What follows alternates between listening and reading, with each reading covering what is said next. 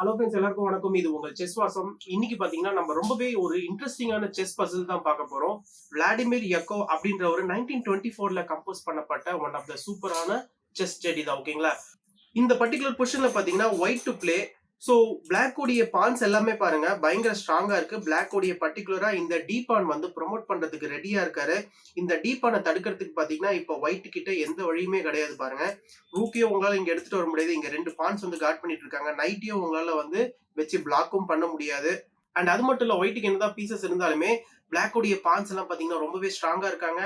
And black உடைய king பாத்தீங்கன்னா ரொம்பவே சேஃபா இருக்கிற மாதிரி இருக்கு. பிளாக் உடைய கிங் கிட்ட இப்போ ஒயிட்டால நெருங்கவே முடியாது அப்படின்ற ஒரு சுச்சுவேஷன்ல இப்ப இருக்கு. ஓகேங்களா? சோ இந்த ஒரு பர்டிகுலர் பொசிஷன்ல ஒயிட் வந்து என்ன பிளே பண்ணி அவர் கேம் வந்து லீட் பண்ண போறாரு அப்படின்றத நம்ம பார்க்க போறோம். இந்த ஒரு பர்டிகுலர் பொசிஷன்ல ஃபர்ஸ்ட் மூவ் என்னன்னு பாத்தீங்கன்னா நம்ம வந்து G6 பிளே பண்ணி கிங்குக்கு ஒரு செக் தரும். ஓகேங்களா? இந்த இடத்துல இந்த பானை வந்து கேப்சர் பண்ண முடியாது. ஏன்னா நைட் வந்து கார்ட் பண்ணிட்டு இருக்காரு. இங்க நீங்க கிங் H6க்கு கொண்டு வந்தீங்கன்னா ரூக் H5 பாத்தீங்கன்னா ஒரு சூப்பரான செக்மேட். அதனால உங்களால கிங்க வந்து H6க்கு கொண்டு வர முடியாது. சப்போஸ் நீங்க கிங்க H8க்கு கொண்டு போனீங்கன்னு வச்சுக்கோங்களேன், ரூக் டெக்ஸ் B6 பிளே பண்ணிக்கலாம். சோ ரூக் டெக்ஸ் B6 மூலமா பாத்தீங்கன்னா நம்ம ரூக் B8 பாத்தீங்கன்னா செக்மேட் வந்து த்ரெட்டன் பண்றோம்.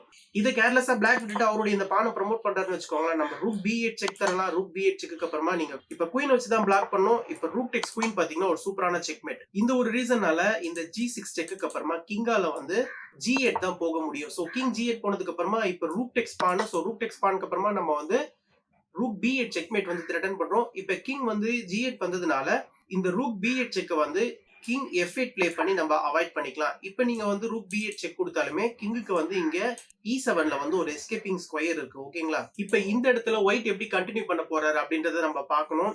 ஏன்னா நெக்ஸ்ட் வந்து பிளாக் அந்த பானை வந்து ப்ரோமோட் பண்றதுக்கு ரெடியா இருக்கிறாரு. இந்த இடத்துல தான் பாத்தீங்கன்னா ஒயிட் வந்து ஒரு பிரில்லியண்டான மூவ் பிளே பண்றாரு. இந்த நைட் எடுத்துட்டு வந்து D5ல போறாரு. சோ நைட் D5 பாத்தீங்கன்னா ஒரு பிரில்லியண்டான மூவ்.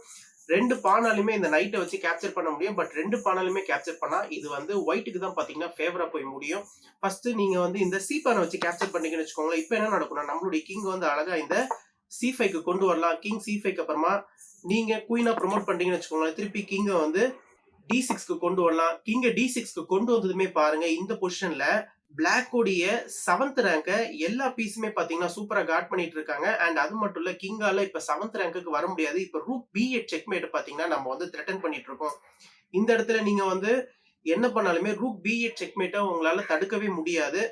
அண்ட் இந்த இடத்துல பாத்தீங்கன்னா குயினை வச்சு உங்களால ஒயிட் உடைய கிங்க்கு செக்கும் தர முடியாது. இந்த இடத்துல பிளாக் வந்து வேற ஏதாவது ஒரு டம்பான மூவ் பிளே பண்றேன்னு வச்சுக்கோங்களேன், நம்ம ரூக் B8 வந்து செக்மேட் பண்ணிடலாம். முக்கியமா ஒயிட் உடைய இந்த கிங் பாத்தீங்கன்னா இந்த 3 ஸ்கொயரையுமே கவர் பண்ணிட்டு இருக்காங்க. பிளாக் உடைய கிங்க கீழே இறங்க விடாம. அண்ட் ஒயிட் உடைய இந்த பான் பாத்தீங்கன்னா இந்த 2 ஸ்கொயரையுமே சூப்பரா கவர் பண்ணிட்டு இருக்காங்க. பிளாக் உடைய கிங்க கீழே இறங்க விடாம. சோ டோட்டலா பேஸ் ரேங்க்லயே வச்சு பிளாக் உடைய கிங் கதையை நம்ம முடிக்க போறோம். ஓகேங்களா? இப்ப இந்த பொசிஷனை பொறுத்த வரைக்கும் நம்ம C-டெக்ஸ் நைட் பிளே பண்ணோம். இப்ப நீங்க வந்து E-டெக்ஸ் நைட் பிளே பண்ணீங்கன்னு வச்சுக்கோங்களேன், அதே மாதிரி கிங்க C5க்கு கொண்டு வரலாம். இப்ப திருப்பி நீங்க குயினா ப்ரோமோட் பண்ணீங்கன்னு வச்சுக்கோங்களேன், இப்ப கிங் D6 பிளே பண்ணிக்கலாம்.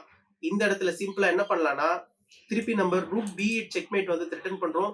இதே கிங் வந்து இந்த 3 ஸ்கொயரை வந்து தடுத்துட்டு இருக்காரு. அண்ட் பான் பாத்தீங்கன்னா இந்த 2 ஸ்கொயரை தடுத்துட்டு இருக்காரு.